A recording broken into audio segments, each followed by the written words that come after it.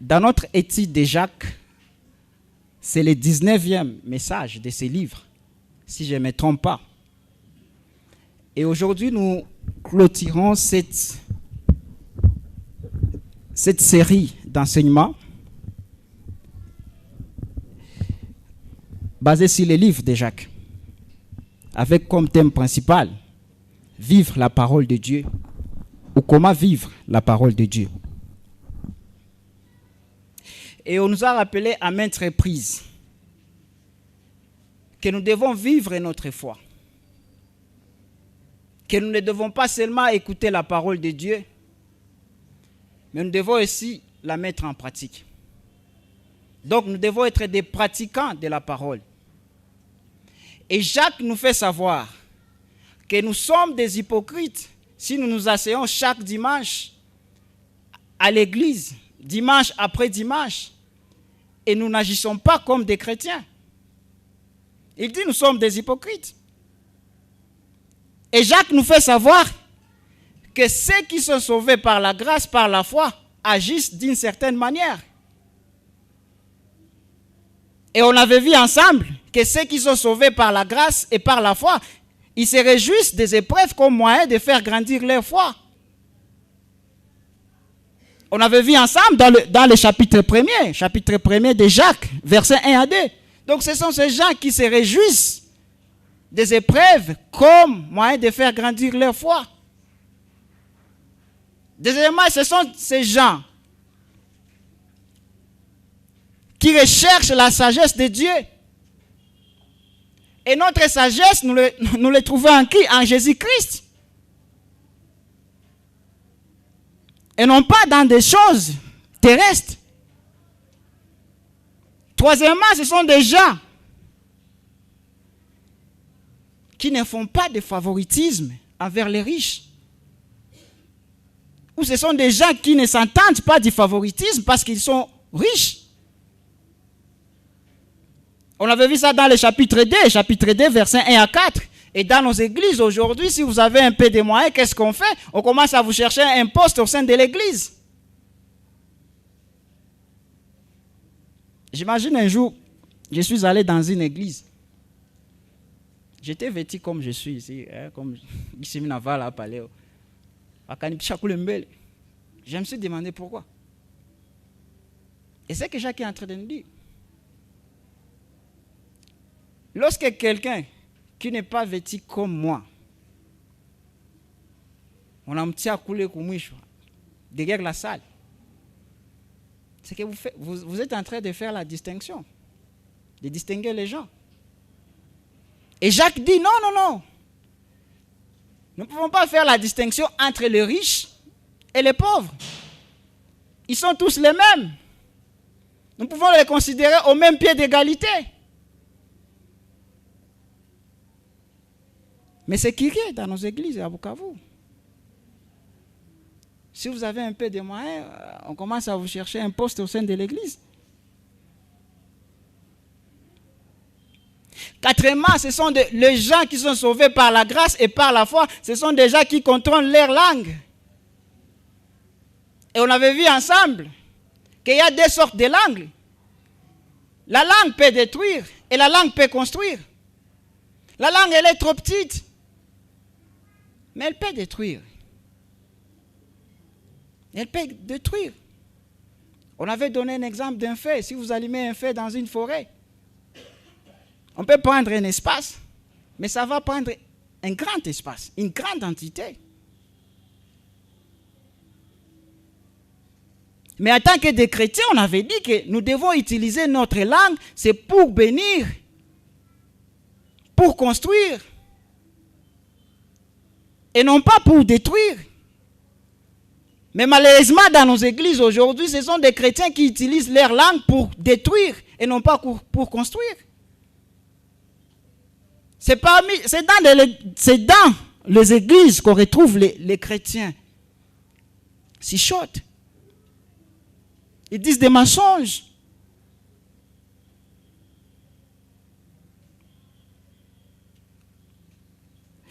Les gens qui sont sauvés par la grâce, par la foi, ce sont des gens patients dans la souffrance en attendant la venue du Seigneur Jésus-Christ. Ce sont des gens qui s'humilient devant Dieu. Ce sont des gens humbles. Pourquoi il y a tant de querelles dans les églises? Pourquoi il y a tant de conflits dans les églises? C'est parce que les gens ne s'humilient pas. C'est parce que le problème, c'est notre orgueil. C'est notre orgueil.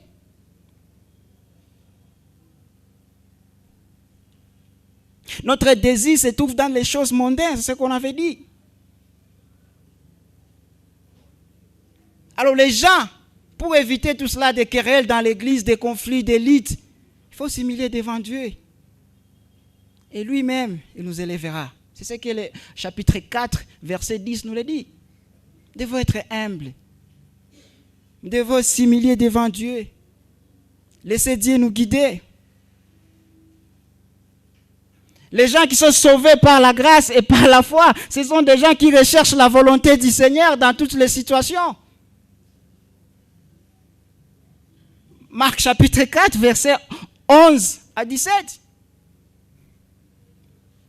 Ce sont des gens qui recherchent la volonté de Dieu, la volonté du Seigneur dans toutes les situations. Et tout au long de cette lettre, nous voyons que Jacques, il se soucie des frères et sœurs dans l'église et il les aime. C'est que Jacques se soucie de nous, il se soucie des chrétiens. C'est pour cela qu'il prend le temps et les efforts de corriger leurs erreurs, de signaler leurs fautes, de les maintenir sur le chemin de l'être et de l'action en tant que serviteurs de Dieu et serviteurs du Seigneur Jésus-Christ.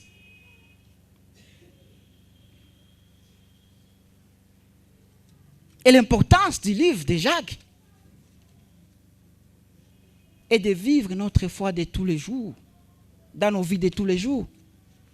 C'est ça l'importance du livre de Jacques. C'est de vivre notre foi dans nos vies de tous les jours.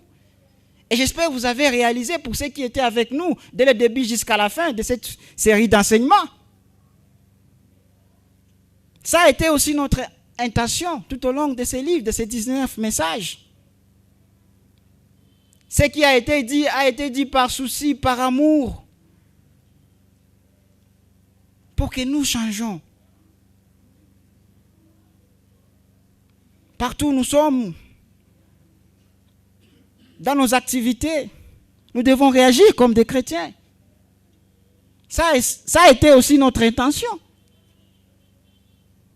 Notre souci, notre amour. Et les deux versets que nous étudions ce matin, sous le thème « Aider les frères égarés », la Bible nous dit, mes frères, si quelqu'un parmi vous s'est égaré loin de la vérité et que notre l'y ramène, qu'il sache que c'est lui qui ramènera un pécheur de la voie qu'il s'est égaré, sauvera une âme de la mort et couvrira une multitude de péchés. Quel devrait être le cœur des chrétiens envers ceux qui s'égarent? Quel devrait être le cœur des chrétiens envers ceux qui s'éloignent? Égaré, c'est-à-dire quoi? Égaré, c'est-à-dire c'est quelqu'un qui s'est perdu. C'est quelqu'un qui s'écarte du droit chemin. C'est quelqu'un qui ne sait plus où il est. C'est ça, égaré. Alors, quel devrait être le cœur des chrétiens envers ceux qui s'égarent, envers ceux qui s'éloignent? Nous devons les aider. Nous devons les aider à ne pas s'égarer. Nous devons prier pour eux. Nous devons s'approcher d'eux avec amour.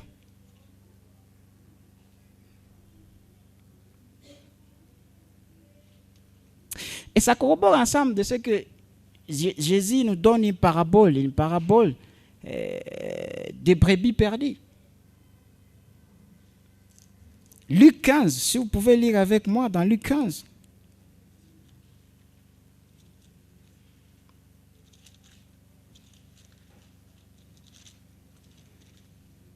Luc chapitre 15, versets 4 à 7. La Bible dit ceci. Quel homme d'entre vous, s'il a 100 brebis et qu'il en perde une, ne laisse les 99 autres dans le désert pour pour aller après celle qui est perdue jusqu'à ce qu'il la retrouve. Lorsqu'il la retrouve, il la met avec joie sur ses épaules. Et de retour à la maison, il appelle ses amis et ses voisins. Il leur dit, réjouissez-vous avec moi car j'ai retrouvé ma brebis qui était perdue. De même, je vous l'ai dit, il y aura plus de joie dans le ciel pour un seul pécheur qui se répand que pour 99 justes qui n'ont pas besoin de repentance. Et Jacques nous dit, verset 20, qu'il sache que c'est lui qui ramènera un pécheur de la voie qu'il s'était égaré, sauvera une âme de la mort et couvrira une multitude de péchés. Je donne un exemple. Vous pouvez avoir beaucoup de chèvres. Mais une chèvre peut s'écarter, peut s'éloigner des autres chèvres. Pourquoi?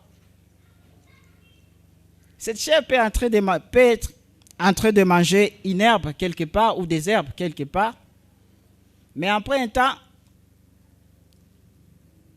elle va quitter cet espace où elle mangeait un peu d'herbe